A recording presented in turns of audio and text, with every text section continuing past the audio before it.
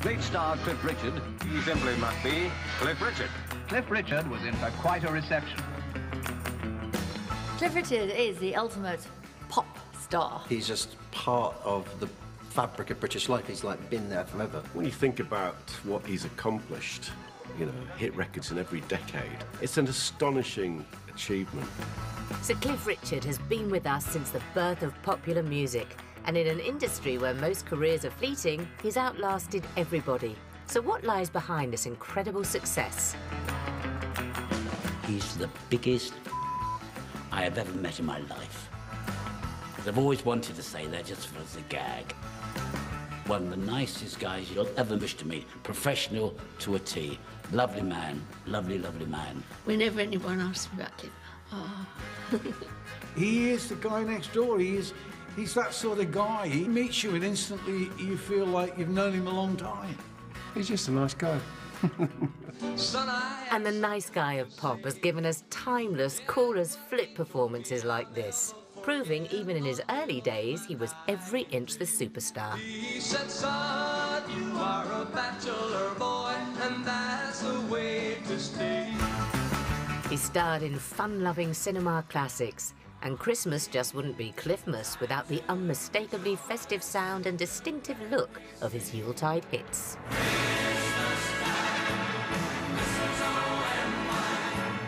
Cliff has never shied away from his beliefs. An overture from Cliff Richard, himself a staunch supporter of the Christian message. And an unwavering faith helped him during his most difficult time. The worst thing that's ever happened to Cliff Richard in his life was Operation U Tree. But with the assistance of his legion of loyal fans, he's bounced back. My fans have helped me in a massive way, so I'm here smiling again and say thank you all of you, I love you all. Now back to his best, Sir Cliff Richard is celebrating an amazing 60 years in the business. I don't think there's anybody in the world who wouldn't think, oh, what a really talented, lovely, good-looking, charming chap. Everyone loves Cliff Richard. He's an icon, isn't he?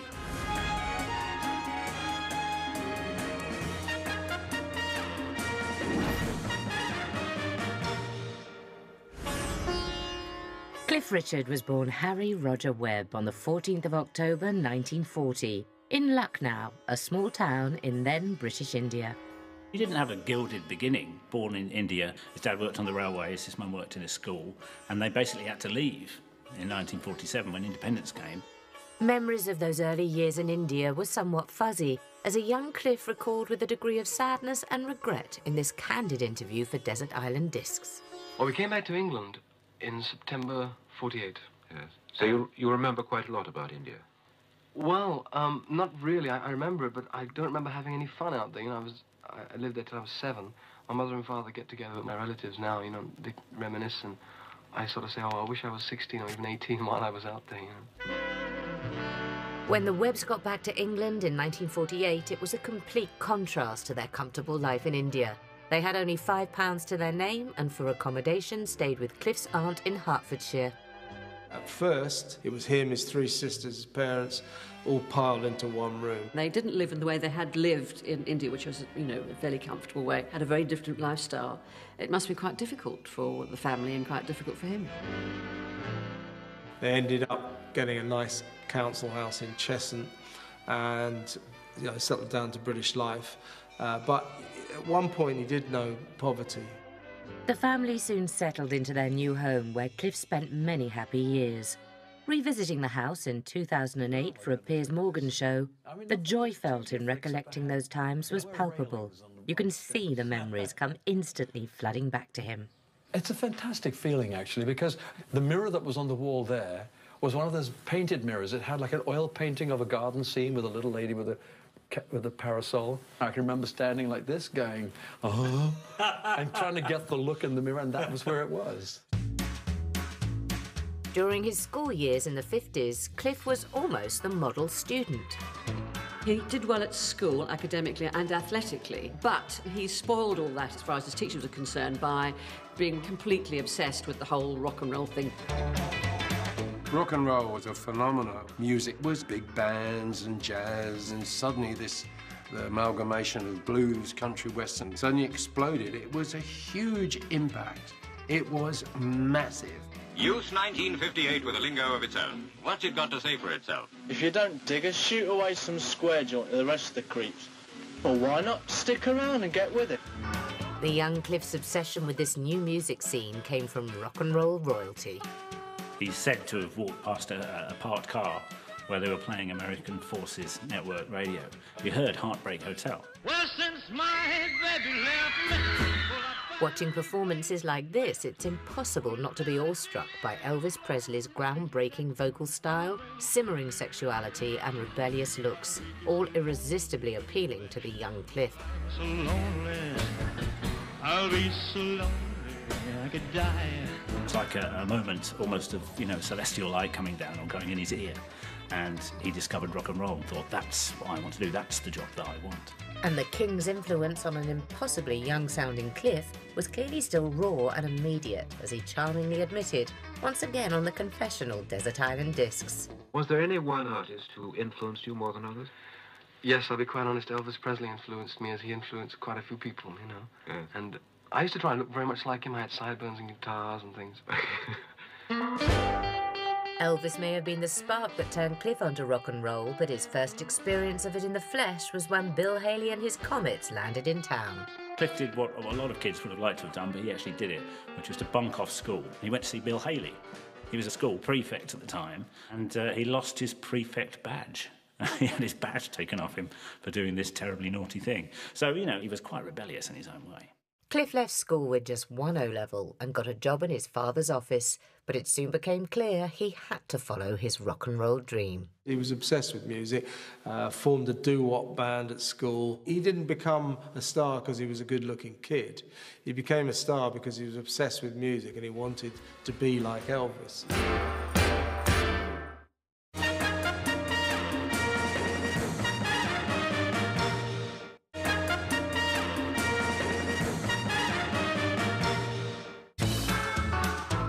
By the time Cliff left school in 1957, he was already performing in bands with school friends. In 1958, he formed the Drifters, who after several low-key performances were spotted by a talent scout and offered their first paid gig.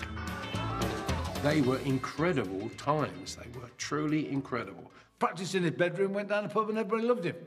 Yeah, there's a geezer down the boozer. He sings a bit. He looks a bit like Elvis Presley. Sign him, come on. You could be walking in the street one day unknown, and then a few days later be the biggest thing. And the Drifters made their professional debut right in the heart of London's rock and roll scene, the Two Eyes Coffee Bar in Soho. I used the Two Eyes to rehearse. It was a coffee bar. It was for young people to meet, really, and they were playing our music, you know. The Two Eyes and coffee bars like that, that was our scene. The Drifters soon became regulars at the Two Eyes, but when asked to play a gig in Derby, young Harry Webb had a problem. It's fascinating to hear Cliff humorously recount in acutely remembered detail how he came about his now legendary name. Speaking with such cool charm, it's hard to believe he's barely in his 20s. The gentleman who booked us wanted to have a name, you know, something in the Drifters, and he said Harry Webb and the Drifters, and I said, oh no, it's far too square. So we all sat around pondering over cider, and names cropped up, and the last few names that cropped up was Russ Clifford, and I said it sounded rather round and rather like a ballad singer, you know, so they changed it around to Cliff Russard, and I said, well, I like Cliff, but I definitely don't like Russard. So someone came up with the ingenious idea of calling me Cliff Richards. With the S on the end, but we decided that knocking the S off would make it two Christian names and make it more easy to remember, you know. I imagine how his mother felt, because my mother had to go through the same trauma of having a Reginald that she'd known all her life, and then suddenly it was a Marty. In Harry's case, suddenly, you know, she had to call him Cliff, and I have to think, I wonder how I would have felt, you know, because at least my daughter kept her first name. During his time performing at the Two Eyes, Cliff met Ian Samwell, an aspiring guitarist and songwriter, who, after hearing Cliff play, asked to join the band.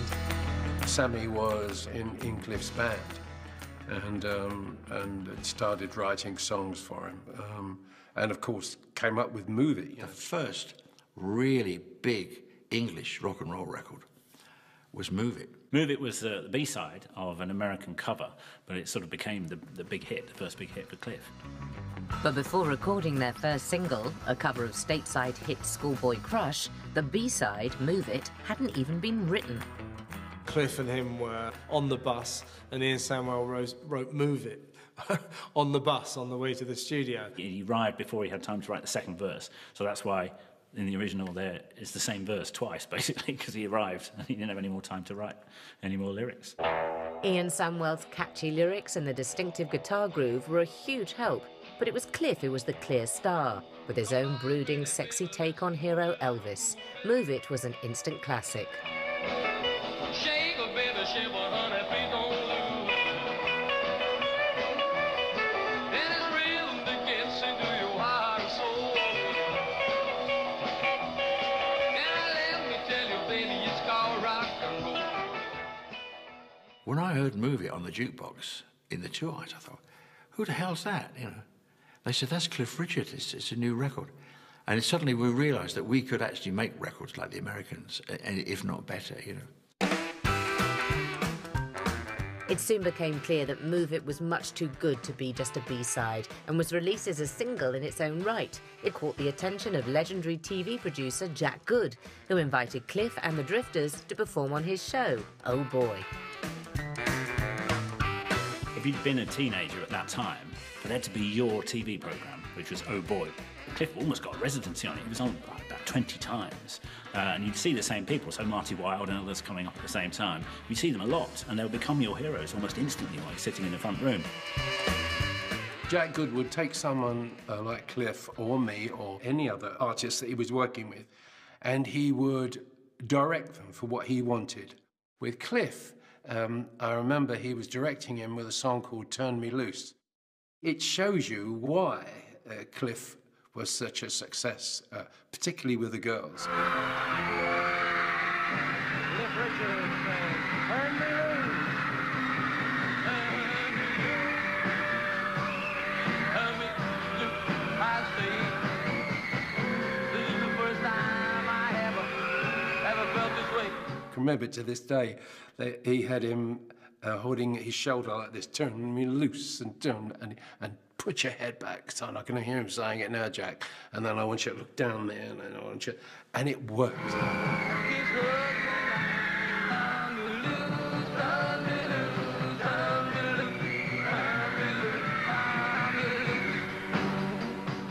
You can look at his earliest TV appearances, and he's just got charisma, instant charisma. You're not looking at anybody else. You're not looking at his band. I mean, they're just getting on with it behind him.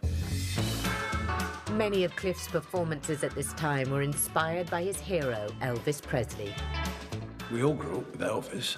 We loved Elvis when we were kids. I had a pet mouse called Elvis, but sadly he died. He was caught in a trap. We weren't ever going to see Elvis, but we could see Cliff. If you're going to be the young Elvis, you had to adopt some of those kind of things that made Elvis really, you know, a game changer. Elvis had a kind of a snarl, kind of like that. And if you look at all that early Cliff, he's kind of going... I remember all his little mannerisms he had when he started. He's cooled down on them now, but he used to curl the lip up. Like that. I think he thought it was really cool. And obviously most of the fans thought it was cool, but it was like... And the flick of the head. And he still does a bit of it, but not as much. Because he was good looking, because he was in the public eye, he was starting to be attractive to film producers, and he got this part in a film called Serious Charge. Lionel Bart, the famous composer, wrote the music, and for that film wrote the song Living Doll. With its beatnik coffee bars, jukeboxes and catchy youth-centric songs, Serious Charge perfectly captured the burgeoning youth culture, all helped by a mesmerising performance from a lip-curling, suitably smouldering Cliff. And that is why she satisfies my soul. Got the one and only walking, talking, living doll. Take a look at her. The song was rearranged with a slower tempo, giving it a much more country and western feel, allowing Cliff to sexily emote as if to each and every adoring fan. His very first #1 was In the Trunk, and no big hunk could steal it away from him. Got myself a crying, talking, sleeping, walking, living doll. It was Bruce Welch that said, why don't we do it country? Why don't we go, dun, ching, ding, got myself a crying. Wonderful. Cliff was now officially established as a star, but there was a downside. His increased popularity meant the end for the Drifters, in name anyway, as they were threatened with legal action by the American group of the same name. The Drifters became the Shadows, with Bruce Welch and Hank Marvin on guitar, and when they needed a new drummer, they dipped into the talent pool of their old haunt. I knew them from the Two Eyes by just being down the Two Eyes every day. We were there every day, hanging around, waiting for something to happen, you know. And Bruce Welch phoned up and said, we're looking for a drummer. We want you to join the Shadows. I said, OK, I'll see you there. I'll see you at the gig. And I joined the next day. The Shadows were immensely important to Cliff. The playing style of people like Hank Marvin was so different. I don't know a guitarist worth their salt that doesn't acknowledge Hank, for example, as being hugely influential. The style in which they played gave Cliff and the Shadows quite a unique sound, actually.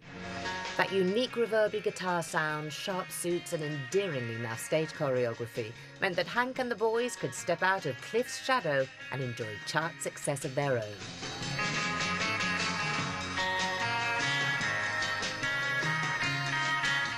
I remember when Apache came out, I thought, my God, you know, wow, hold on a minute, they got #1 with this. And then Cliff was #1 the week before, or the week after. It was incredible, you know, to have that, you know, to have that kind of amalgamation between two stars like that. The huge success led to an inevitable international tour. Arriving at Johannesburg for a tour of South Africa, accompanied by those faithful stalwarts, the Shadows, Cliff Richard was in for quite a reception. He was the first pop star I ever saw in the flesh, on stage in South Africa. I was determined not to scream because I thought, everybody's screaming, he'll look out and I'll be the one just looking back at him and he'll notice me. And then the curtains came up and by the time they got mid-thighs, I was screaming. When did I first become a fan of Cliff? I hate to say, at the very beginning. Yes, I am that old. And Cliff, you know, would have girls screaming. He would scream and he'd just flick his leg out in a slightly seductive way. Why was there so much screaming? Because Cliff thought was lovely. And everybody thought, wow. Cliff was gorgeous. But despite being the most eligible bachelor in the country, Cliff seemed happier with his own company. What a thing it must be to be 21 and Cliff Richard.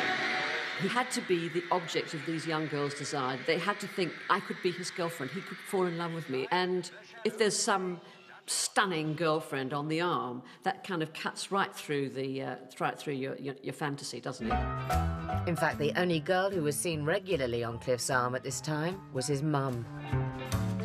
I met his mum. She was lovely, and he was very loyal to her.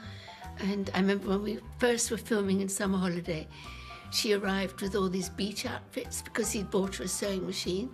And so before she joined us in Greece, she made him all these beach outfits. And he wore them, bless him. They weren't flattering, I have to say.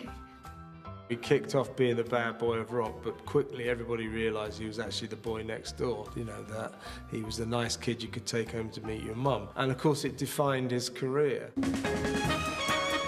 This shift of image from rock and roll bad boy to boy next door made Cliff even more marketable, something that hadn't gone unnoticed by movie moguls, leading to Cliff starring in 3 of the most memorable British films of the 60s.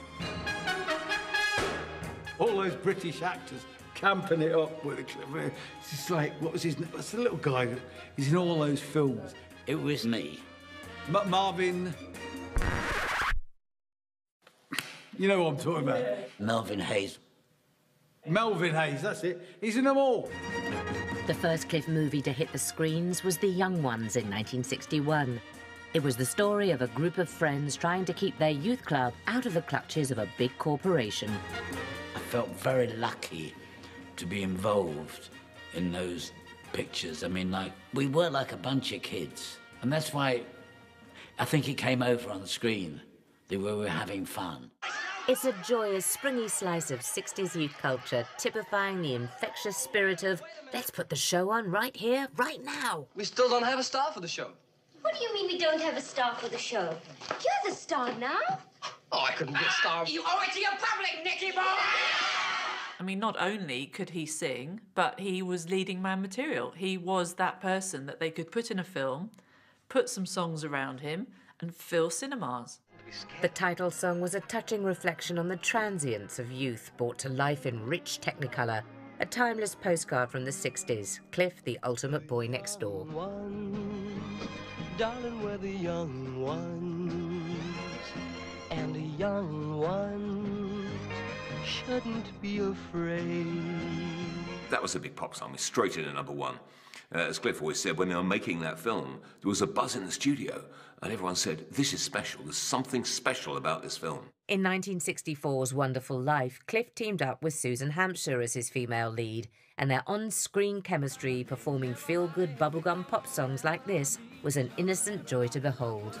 On the beach, you can dance with anyone you meet, 'cause your troubles are out of reach.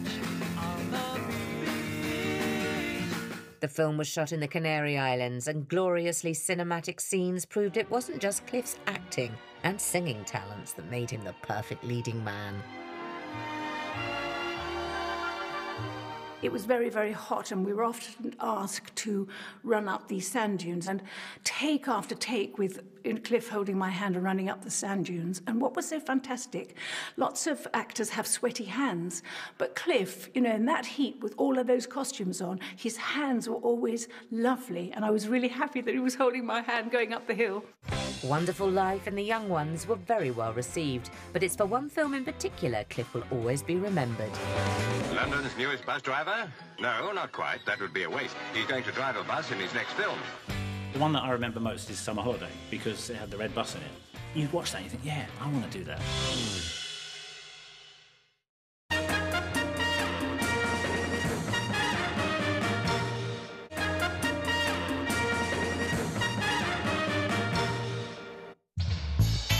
Cliff Richard was the poster boy of the early 60s, topping the charts and starring in a host of his own hit films, the biggest and most memorable of which was, of course, Summer Holiday. The very idea of him driving a bus is so cool, and he actually does do it. I mean, it's an unwieldy thing to take your friends on holiday in, but it was British culture reclaiming rock and roll and rebellion from the Americans. Working class kids, clearly, you can tell by the accents, you could tell, you know, Melvin Hayes has definitely not just come from public school, and that's a good thing. The four young lads, with Cliff at the comic heart of it all, are full of charmingly jaunty banter. Sky's the limit. Great. Isn't that fabulous? Isn't that great? Yeah. One thing. We've got to do the fixing. That's all we've got to do.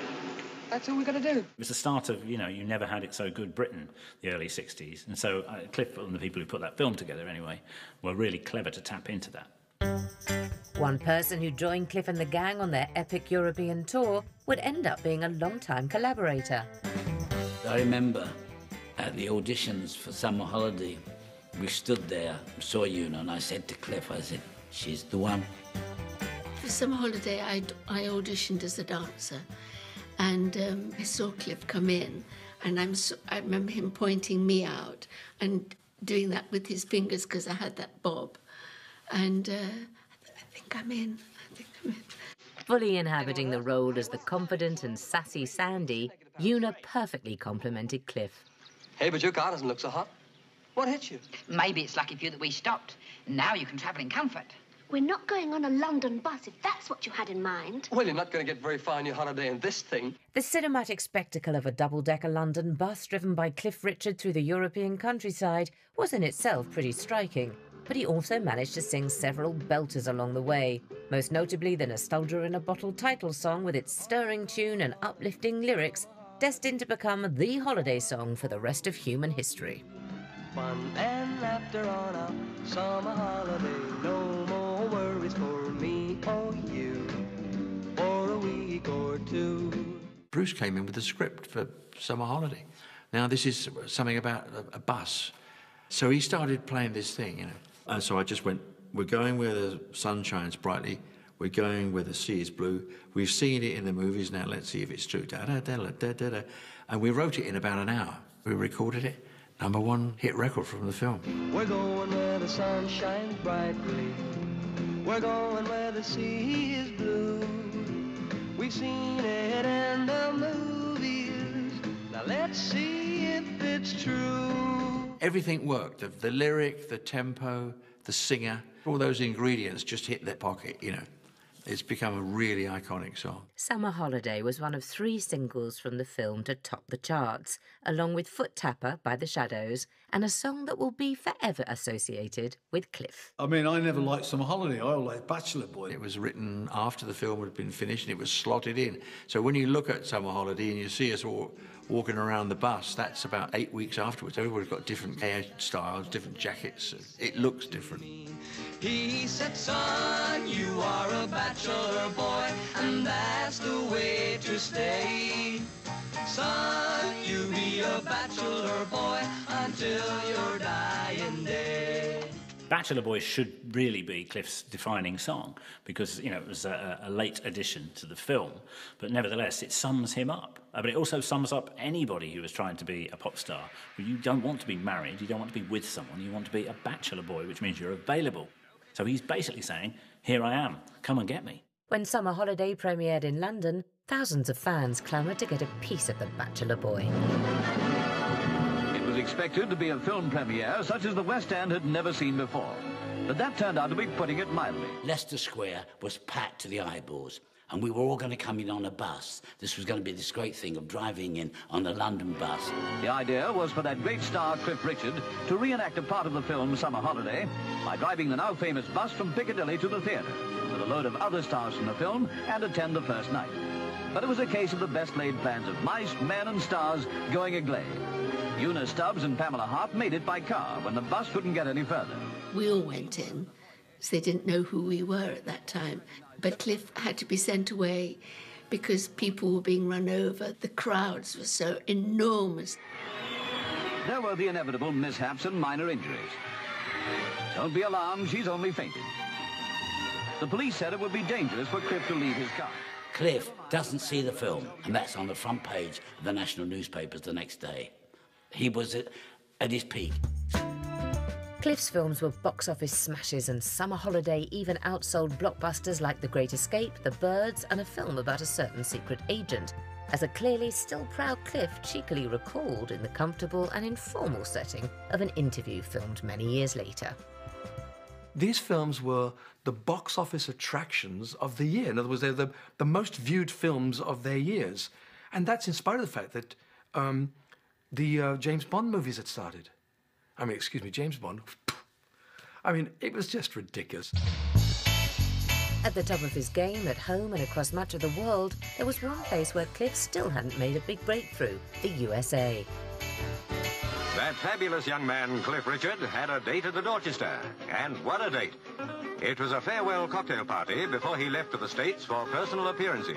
For some reason, the Americans didn't really take to him. America has always been a hard nut to crack because you had to be there all the time, you know. And you needed luck. We toured during the Cuban Missile Crisis. The Cuban Missile Crisis, the most dangerous crisis in the Cold War years. When we got to Miami, President Kennedy had just sent the ships back. It was the Bay of Pigs, and it was like, suddenly there's going to be a sort of like a World War III's on the loom. We emptied every theatre in most of the American towns because it was just bad timing.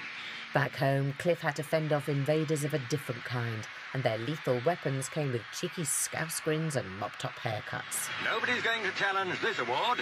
The Beatles, voted World Top Vocal Group. The first 2 or 3 years of the 60s when, you know, he walked on water, he could do no wrong. Suddenly along came the Beatles. The Beatles just came and took over everything. Nobody wanted to know about anybody else other than the Beatles. Then, of course, along came the Rolling Stones. So you had the Beatles and the Stones. And the Stones were the bad boys, the Beatles were, comparatively the good boys, and so Cliff was nowhere. He was left out. He was left out at the party, and he must have felt slightly uncool, I think, at that time, for the first time in his career. Cliff's star had been eclipsed by the beat group boom of the 60s, never again having quite the relentless success of those early years. He started off being a bad boy, and then in 1966, he sealed this kind of descent into the mainstream by coming out as a Christian. After his father died, he became more and more interested in his Christian faith and more reliant on it. And he could have suppressed that because it's not cool. It's not cool to be a churchgoer. That doesn't tally with the music industry and all of the temptations and delights. And yet, he stuck by it. And a more sombre-looking Cliff, in stark contrast to the earlier lip-curling rebel, made a very earnest public appearance at a huge Christian rally hosted by US evangelist Billy Graham. The delivery is confident, almost strident, his faith and belief clearly unshakable. I'm not just in show business because I want to become famous and I want to make a lot of money. I do it now because I can give that service to God, and I can do things like this because my name happens to be Cliff Richard. It was quite a brave thing, a standout thing to do in many, many ways. And he really did. I mean, he really did stand out. He is very, very honest. He's the sort of person who I don't think would like telling lies, and I think that fits in perfectly with his Christian faith. I think we love the fact that Cliff was overtly Christian and said it meant a lot to him, and he had faith, and he didn't just sort of say, hey, it's the 60s, you know, I'm all about letting everything hang out, and, you know, I don't give a fig for religion or orthodox anything. He said, this is what I believe in and this is what I stick to. And Cliff admirably stuck to his beliefs even when under fire from a kind of 1960s Christian question time, speaking with supreme confidence and clarity. In the world of entertainment, do you feel that your experience of the Christian faith has hindered rather than helped you in your career? I think what a committed Christian has above others, that he has things in perspective. You know, I don't live for show business, so that if I have a disappointment in my career, I don't go and jump in the first lake I find. Shortly after revealing his faith to the nation, Cliff starred in Billy Graham-funded film To a Penny, which tells the story of a wayward youth whose girlfriend attempts to convert him to Christianity. He's done all these films about rebels in coffee shops. To a Penny represents quite a shift for Cliff because that's a Christian film. It's very cleverly done and actually very well done when you watch it because he's a kind of tearaway and he plays a tearaway in it. It's drugs and thieving. Very interesting because it's quite down and dirty, as it has to be really to show the bad life that he could be taking. We now see a very different Cliff to the charming, toothsome heartthrob of Summer Holiday. This is proper acting, rising to the challenge of playing a character with menacing light and shade. Police. Hello? I want to report a burglary. A drug theft, actually. It's all set for sometime tonight. 20 Sussex Place. It's propaganda, you know, and it's not subtle either. But at the same time, it actually is his best bit of film acting, I think. I guess it was a risk at that time for him to come out and publicise that side of his life. It didn't do him any harm, did it?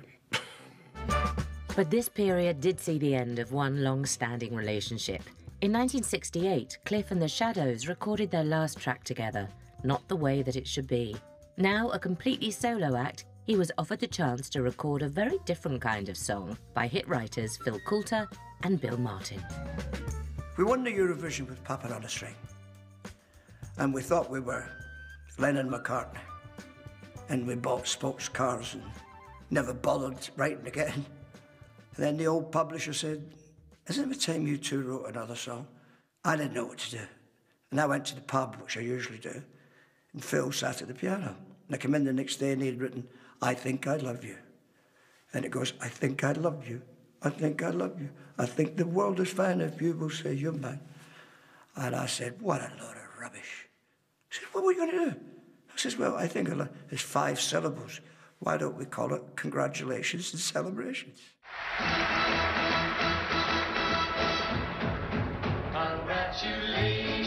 It was to be the UK's 1968 entry for Eurovision, and Cliff delivered an energetically upbeat performance, so far removed from his younger Elvis-inspired persona, and in a now legendary and still startling Regency-inspired outfit.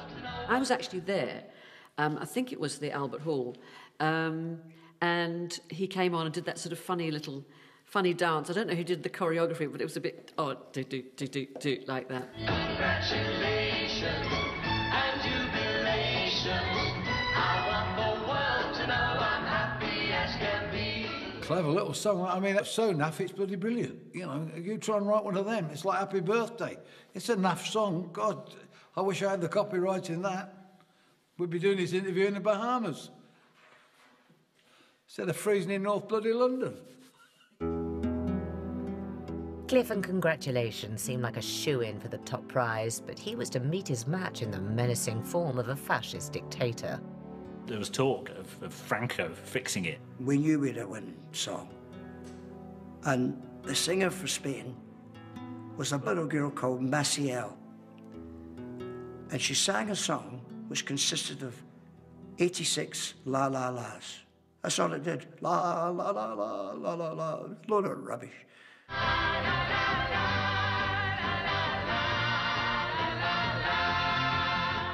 We lost it by 1.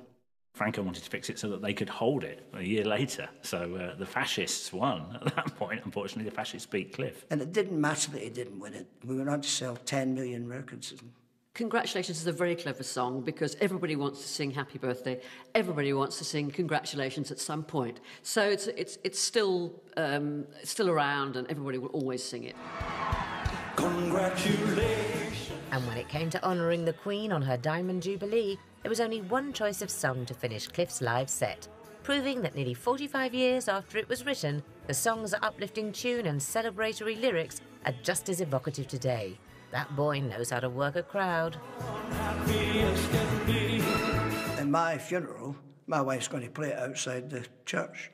Congratulations for the brass band. Despite the huge success of Congratulations as the 60s drew to a close, Cliff's star seemed very much on the wane. I think if anybody could have had the run that Cliff had, you would have expected at some point to have a dip. There's always going to be a time when, for a while, maybe you might be not quite up there. You know, you're in and out of fashion. It's a bit like trousers. When Cliff and I came along, the trousers were like that, and then the trousers went out again, and now they're like that again. So.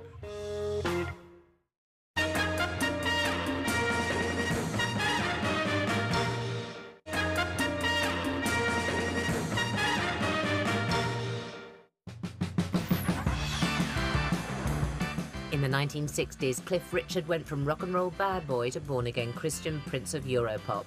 And then, in 1970, this family-friendly Cliff struck upon a whole new medium to reach the masses.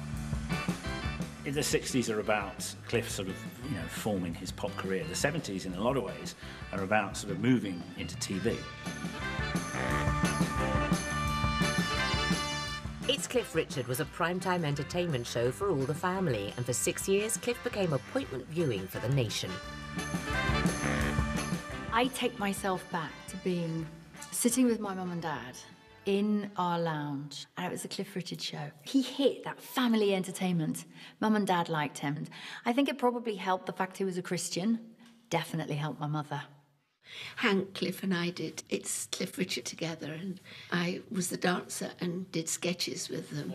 Quite the Renaissance man now, Cliff also showed how skillful he was at comedy, as this endearingly silly sketch proves. Una, as you can see, is wearing the absolute latest in fashion. A dress with a very, very low back. Oh dear! What's it? You've got it on back to front. His shows were great, great Saturday night entertainment. And I really believe the public did get it. Cliff was all right. He's all right by us. I could kiss your fingernails. One regular performer on the show was winsome Aussie starlet Olivia Newton-John, and their very obvious on-screen rapport performing slushy, heart-warming duets such as this led to inevitable questions about their off-screen relationship. If I was close to you. Secretly, of course, I wanted him to marry Olivia Newton-John because she was just beautiful. Just to see them together, and they plainly had a huge connection, a great spark of friendship between them. But of course, secretly, we always wanted Cliff Richard and Olivia Newton-John to get married, have beautiful babies. There was always speculation about who Cliff was going out with. So because Olivia duetted with him and in fact was quite associated with him, are they together? And of course they weren't, because she was dating Bruce Welch. He was in the shadows. Olivia Newton-John wasn't the last person to be romantically linked with Cliff. All throughout his career, the question of will they or won't they, or is he or isn't he, has never been very far away. Most notably with co-star Una Stubbs, and in the 80s with tennis star Sue Barker. The tongues wagged when Cliff and Sue Barker got together. They were definitely boyfriend and girlfriend. They'd never made any claims to the contrary. But whether they, again, really got that close to marriage is probably press speculation. What confuses people, I think, about Cliff Richard's love life is that it doesn't fit into any category. Much as that doesn't play into tabloid expectations, you have to respect him for that. He has his Christian faith and he has an extremely tight fan base of close friends. And he says he needs nothing more. But he's always said that he wasn't ever convinced that marriage was going to make him happier than he was being single. And he said if he'd ever wanted kids or was with somebody who he wanted to have kids with, he would have immediately got married because he believed that marriage is the place where you have kids. But he never did. To this day, you know, the first question that he gets asked by interviewers all over the world is, "Are you gay?" And he hates it. And the question of Cliff's sexuality was robustly put to him by Piers Morgan in his frank and direct exchange. Cliff remains resolute and steely as he essentially tells Morgan that it's nobody else's business. How many people out there know the truth about your sex life? How many people do you trust enough for them to know? I'd say that I would talk about that to almost... I can't think of anybody I would have spoken to that directly. Really? Even closest friends? My closest friends, you know, wouldn't even ask me about things like that. Really? No, of course not, because they're the same ilk as I am. They would think it... Well, I would think it would be downright rude of them. Cliff may have been reaching an ever wider audience through his 70s TV show, but the hits were drying up. So in 1973, he threw his hat back into the Eurovision ring with Power to All Our Friends.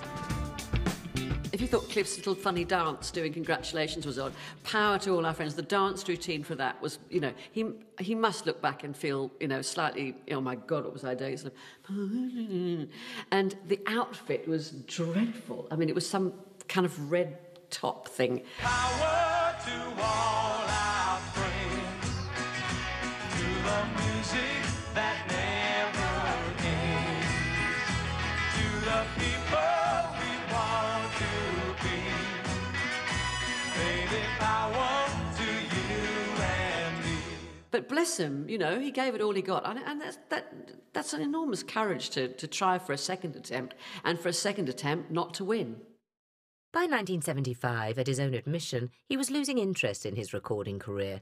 But when Bruce Welch discovered a song called Honky Tonk Angel with its strong country and western steel guitar feel, and Cliff going full-on Nashville with his sparkly open-neck shirt, it seemed the perfect comeback track. There's a honky tonk angel who take me back in. So he releases this single called Honky Tonk Angel, not a bad record, by the way. Then he discovers that actually the lyrics, that Honky Tonk Angel, means prostitute. So he withdraws this potential smash hit from circulation. No one can buy it anymore. You know, somebody said it was about prostitution and he didn't know. You just thought, as you would, I mean, honky tonk is I probably think the same thing. It's a sort of rock and roll term. Yeah, honky tonk, you think honky tonk piano. If I heard Honky Tonk Angel, I think, oh yeah, some woman playing the piano. Although Honky Tonk Angel proved to be a false dawn, Bruce Welch went on to produce Cliff's classic 1976 album, I'm Nearly Famous, whose success was immediate. The first track, Miss Unites, reached number 15 in the charts, but the next single really put him back on the pop map. When he turned back up, reinventing himself with a much more pop rock, slightly darker sound, he was back at the top of the charts. She's just a devil woman with evil on her mind. Beware the devil woman, she's gonna get you. He came bursting in with Devil Woman. It was a bit saucy. It was certainly a bit more sort of sinister and a bit more threatening. It had the word devil in it, and he was a confirmed Christian, so, you know, people sat up and took notice, and he broke through again. If you were the kid that had bought Move It in 1960, right, by 76, you've grown on 16 years. So that's why it works, because suddenly the kid that bought you a record when they were 16 is suddenly 32. There's Cliff, who they've always liked. They've always watched him on a Saturday night. He's got this great record. It's so funny And the hits kept coming. We Don't Talk Anymore used the latest production technology, including synthesizers and layering techniques to complement Cliff's unmistakably evocative vocals, and gave him the first #1 single of the decade.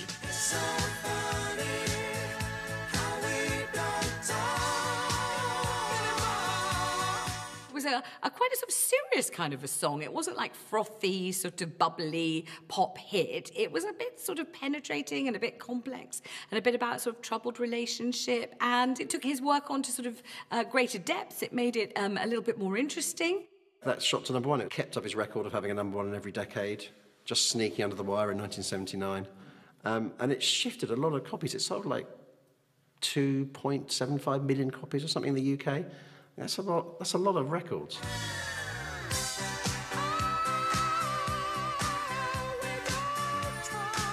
He came out with a different style that may be higher falsetto at times, but you've got to reinvent.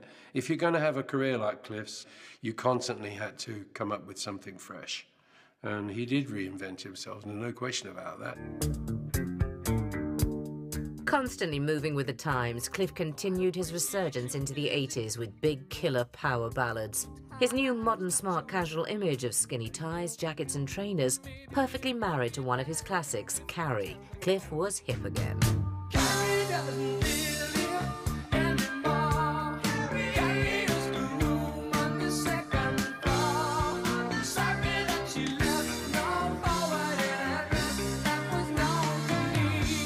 And in 1981, Cliff had his biggest album success to date. Wired for Sound went platinum. I love the Wired for Sound album because it's so technically brilliant as producers.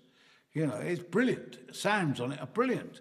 But at the end of the day, it's still Cliff Richard. You hear that record now, they just, you know, brilliant. I got small speakers. You know, it's just brilliant. The single Wired for Sound came with a now legendary but then somewhat surprising roller skating promo, which was the perfect sell for that early 80s penchant for garish clothes, portable music and giant pot plants. Throughout his resurgence back to the top, Cliff was still finding time to perform to another group of fans. His gospel audience had been a major part of his life since turning to Christianity in the 60s. 373. An overture from Cliff Richard, himself a staunch supporter of the Christian message. There were Christian concerts. I played in Christian concerts, massive events. Places like Nebworth, they were packed out. His later gospel concerts of the 80s, like his mainstream pop career, had been cleverly updated, with a harder, grittier, rockier feel. That Jesus! Cliff was obviously determined to make his faith cool, whilst not alienating regular fans. Judging from this, it was job done. The Christian music scene is a different scene, and they've got their own hit artists, and the fans sometimes cross over. A lot of Christian fans would support the other side, and vice versa. You know, people wanted to see Cliff. They really wouldn't care whether it was a Christian thing. They'd turn up if they opened a supermarket. In all aspects of his career, Cliff was back on top.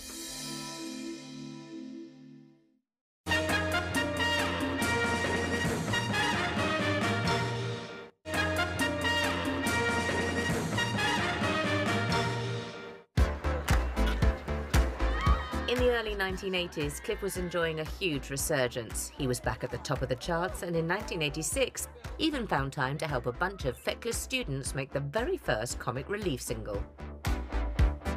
The young ones were the sort of anarchic alternative comedians, very cool, you know, your mum wouldn't let you watch it. And by this point, Cliff is very clean cut, very safe. And so it was a great move to put the two of them together, and shows that Cliff was very happy to set himself up. You know, he plays along the video really well. Put on your dancing trousers and get down to the total and utter king of rock and roll, Cliff Richard!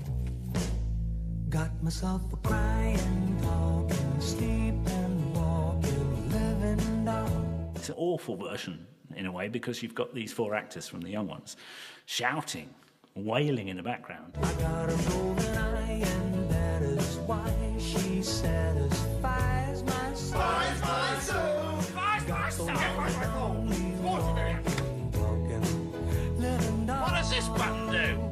sometimes a comedy single can't be listened to more than once. But this one works because the song's there, and you've got the young ones themselves sort of spoiling it by interjecting.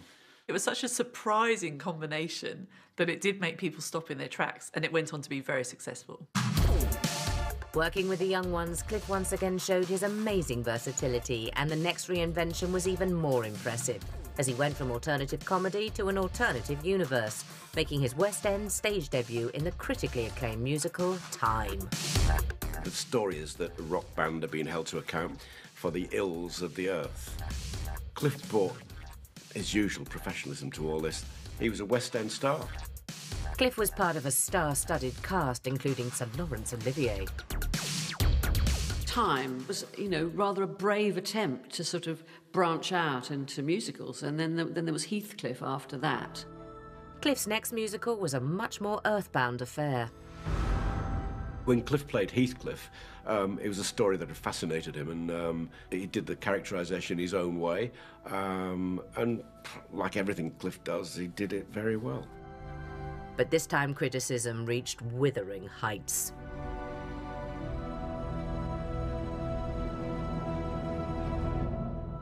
I've had a lot of flack from the critics, and all I can say to them is, up yours, because our business is stacked high with people who succeed because they dare, and I dare. It may have received harsh reviews, but Cliff's army of fans snapped up the tickets, and they weren't disappointed. Couldn't be better. Absolutely fantastic. Very enjoyable. I think it's a surefire hit. All throughout his career, Cliff's fans have been some of the most loyal in the business. I think he's absolutely brilliant. We just love him. We just love everything he does. We'd go anywhere for Cliff. Cliff's fans are fantastic, and I remember we did the Apollo in London, and that place was filled for 5 weeks with Cliff fans. And some of them actually don't go on holiday. That was their holiday. They kind of say, you chat to them, they go, oh yeah, we've been waiting, we've been saving up for this all year. No, we don't go away, we just go and watch Cliff. The fans stick with Cliff because he is such a nice man. What you see is what you get. He's got a wonderful voice. He has actually aged brilliantly. I mean, I've got friends of that age, and oh dear, they are old men. He has a fan base that picked him up in the 50s, and they're there now. And they will not have a word said against him. He's there, Cliff Richard. And these fans weren't short of Cliff's material. By 1989, he had released 29 studio albums, and in the same year reached the amazing milestone of 100 singles. When it came to start his next century of hits, he wisely went to the pop producers of the moment, Stock, Aitken and Waterman. It was the hardest act we ever produced, because of course we looked up to Cliff. We'd bought Cliff Richard records, you know, as fans. But he was great to work with because he was such a normal bloke. I Just Don't Have the Heart, with its heavily produced sound and poppy lyrics, made it an instantly identifiable product of Stock Aitken Waterman's famous hit factory. Yet again, Cliff was reinventing himself for a new generation of fans.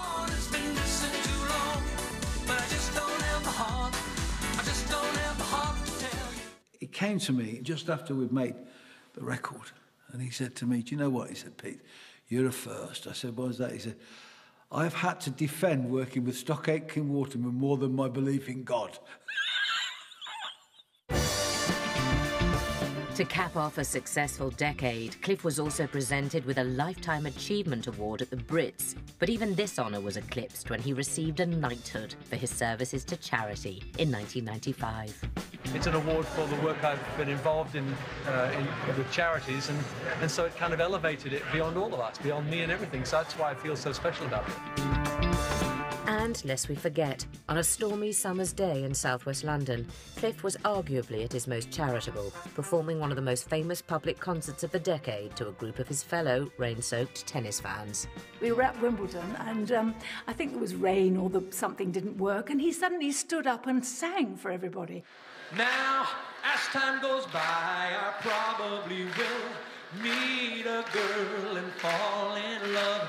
Then I'll get married, have a wife and a child, and they'll be my turtle dove. It does seem to be genuinely sort of spontaneous. He started singing his own songs. It was a massive sing-along. Went on for 10 minutes, 15 minutes, quite a long time.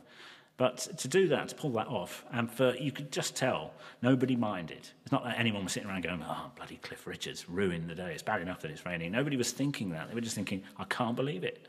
Cliff's singing to us. We're getting a private gig." His centre court display may have been a hit with tennis fans, but for some it was seen as a sign that Cliff had once again become out of touch with modern pop. And at a time of cool Britannia, his critics thought he was anything but. Towards the end of the 90s, Chris Evans announced that he was never going to play another Cliff Richard record. I think he was just doing it for headlines, really. He was very good at that. And he said on air, "We're not playing Cliff Richard anymore." And said something about him being too old, which is, outrageous thing to say, because we all get old. You know, if you like Cliff Richard, fine. But we ain't going to ever play him on this station. That's the way it works. We've got some irate Cliff Richard fans outside. They've got placards and everything. It's quite sad. Refusing to play people that are, of a certain age or not in the charts at that moment is a nonsense. It may have been getting harder to hear Cliff over the airwaves, but there was one time of year when he seemed almost omnipresent. His first solo Christmas #1, Mistletoe and Wine, was taken from a musical adaptation of the book The Little Match Girl, and the promo was clearly influenced by the more sentimental Victorian era, with its traditional, slightly kitsch Christmas scenes. This is where Cliff gets on my wick. We couldn't not have the Christmas #1, with especially for you, Carly and Jason. And Cliff got it with Mistletoe and Wine. And I always thought to myself, I will avenge. I will return. 2 years later, and Cliff was top of the Christmas charts again, with another religiously flavoured hit, Saviour's Day. The promo's evocative use of Celtic pipes and impressive coastal backdrop added to its epic grand scale. For the Saviour's Day. Cliff had a good start in the 90s, but as the decade drew to a close, Saviour's Day was still his only #1. And a gathering of friends in 1999, he decided to reveal what he thought might be his next big hit. We went to his house and we sang on the piano, and he said, "Listen, everyone," he went, "I've got a new song coming out for the millennium." And it was so good. I said, "Do you know what? That is such a great song. That's got to be your next Christmas #1. He said, "Do you really think so?" I said, "I know so. I'm going to have £1,000 bet on it." And I said to Cliff, "If you get Christmas #1, I'm going to pay for my new kitchen in my house." And he said, "I'll come over and cut the ribbon if we win." Cliff cleverly married lyrics from the Lord's Prayer with the tune from Auld Lang Syne to create a stirring sing-along anthem which he imbued with genuine passion, the ultimate melding of his pop and gospel careers. Thy kingdom come, thy will be done on earth as in heaven. Cliff's record label, EMI, refused to release the Millennium Prayer, so he took it to an independent label. It went to the top of the charts in the weeks before Christmas, selling 1.4 million copies. A third solo festive #1 seemed a formality, but there was one person out for revenge. I was determined to have the Christmas #1. I was coming out with Westlife's I Had a Dream. Of course, I knew there'd be a Cliff record. And I remember panicking and ringing Simon Cowell to say, "Oh, God." And he went, "Nah, don't worry about it. We'll be #1 on Sunday." And it was. So I got my own back on Cliff. And Cliff phoned me up and said, "I'm ever so sorry, but I'll still come. I've had a plaque made for your kitchen," because I was so confident it was going to be #1. And Cliff indeed came and opened the kitchen for me. And we have a little plaque with Millennium Kitchen on it. Not reaching #1 at Christmas also meant Millennium Prayer wasn't at the top spot at the start of the new century. And sadly, Cliff failed to get another #1 in the noughties, meaning his amazing achievement of hitting the top of the charts in every decade of his career was at an end. The legacy of having a hit in every decade, consecutive decades, from the 50s right through to the 2000s, that's an incredible thing to do. 14 #1s and 7 #1 albums. It is extraordinary. Throughout the noughties, Cliff spent more time at his homes in Barbados and Portugal, where he has his very own vineyard. But it was his home in Berkshire that provided the backdrop to the most distressing episode he would ever experience. I mean, a sad late chapter in his remarkable life was the disgraceful way he was treated by the police when they raided his house in 2014.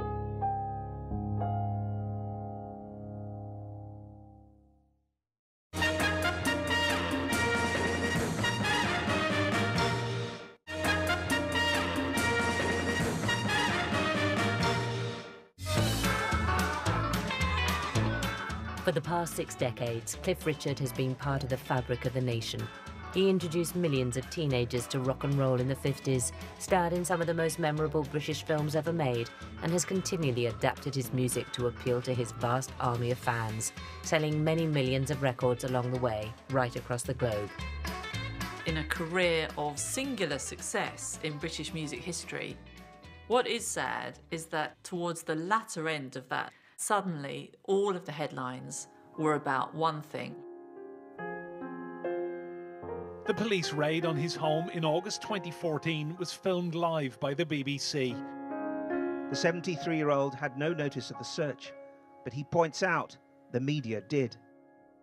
Sir Cliff said he will cooperate fully should the police want to question him. The worst thing that's ever happened to Cliff Richard in his life was Operation U-Tree. When they raided his house in Berkshire, it was on television, live. It's like a parody of what the news would be like in America, but it was happening here. It was horrific. Everybody who came in, it was like they'd seen blood.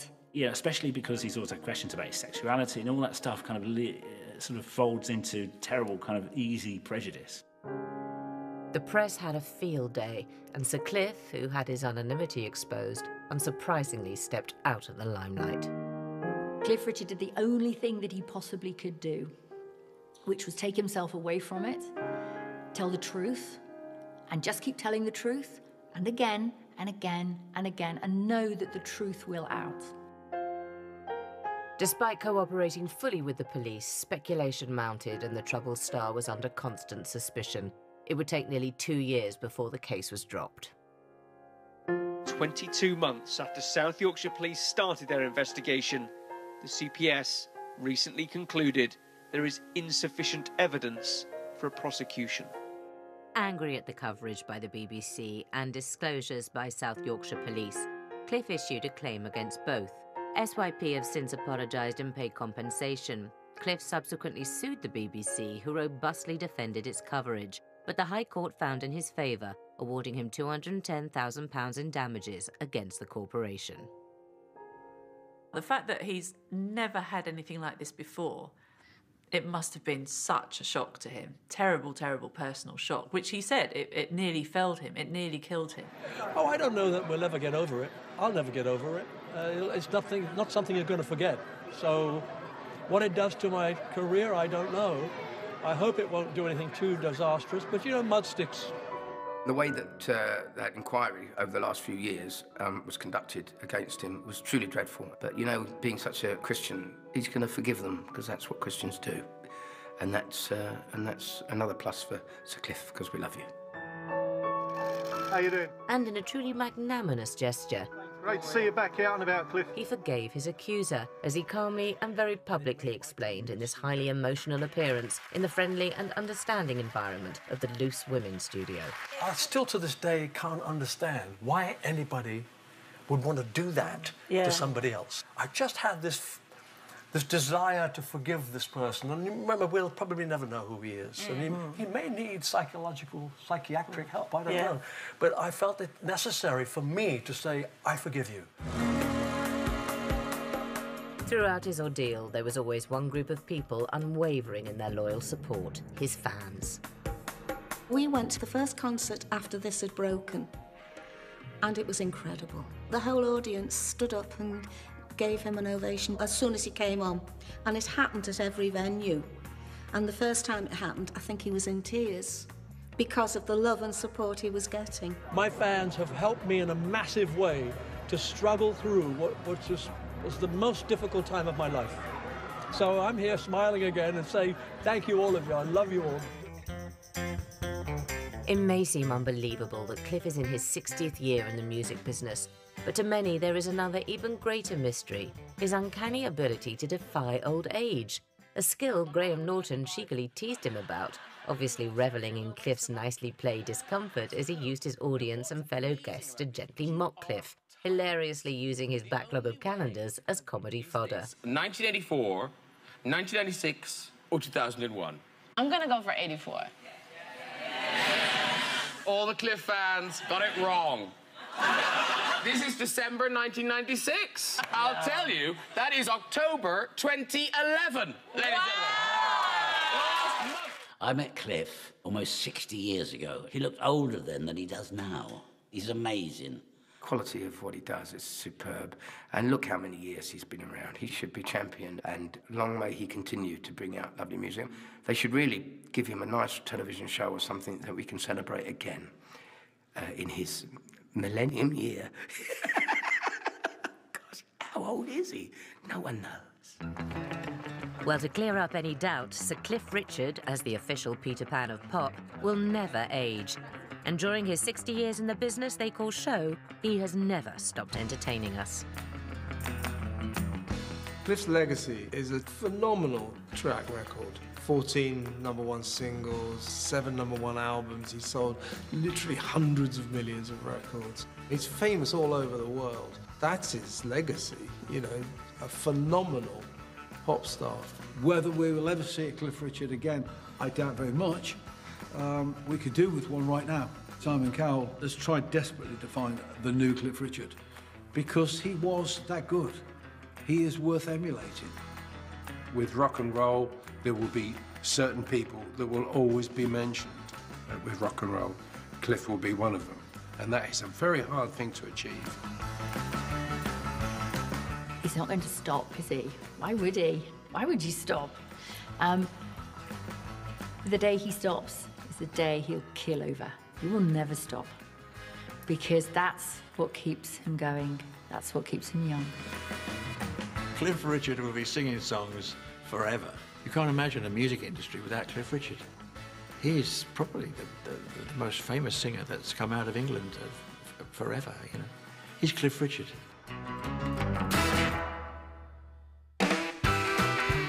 We've plenty for you to sing along to this weekend here on Channel 5, going epic with Les Miserables Sunday at 5:15, before Meryl Streep slips on her dancing shoes to belt out those ABBA hits in Mamma Mia at 9. Coming up next tonight, Tom Cruise stars in Edge of Tomorrow.